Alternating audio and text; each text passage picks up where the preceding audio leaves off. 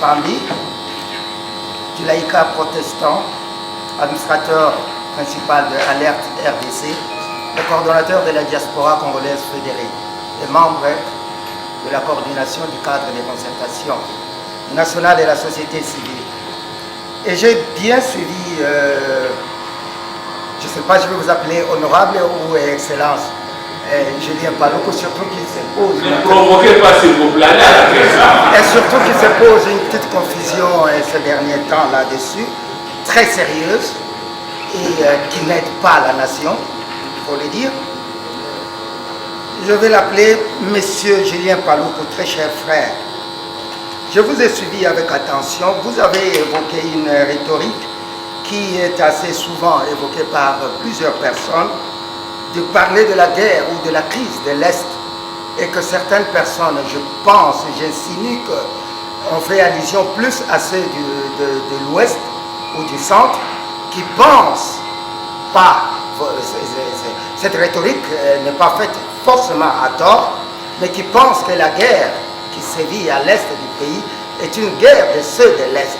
Moi, je pense que cette rhétorique-là ne devrait pas sortir de vous, en votre qualité qui est décrite ici, que nous connaissons, parce que cela ne nous aide pas beaucoup et cela décourage certaines bonnes volontés.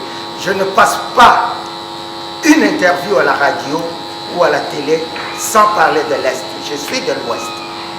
Je considère la partie Est de mon pays comme la RDC, comme mon pays, comme mon village.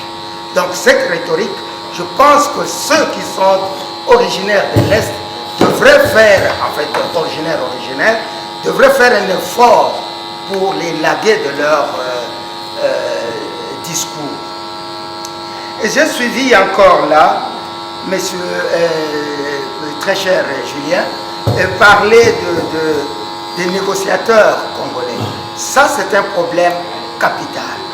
Mais le souci ici qui m'anime, c'est que ça sort d'un exécutif du pays. C'est lui-là même qui siège au Conseil des ministres, qui plutôt devrait évoquer cette question au Conseil des ministres pour régler. C'est un problème fondamental chez nous. Il est vrai qu'à tous les niveaux, on voit lorsqu'il faut envoyer une mission à l'étranger, c'est un cabinet ministériel. Je suivis là un directeur de cabinet plus ou moins plaintif. Quel est le réel bilan du mécanisme de suivi? Est-ce que vous pensez qu'aujourd'hui encore, ce mécanisme a réellement raison d'être? On est au 11e anniversaire. Quel est votre bilan? Je vous remercie.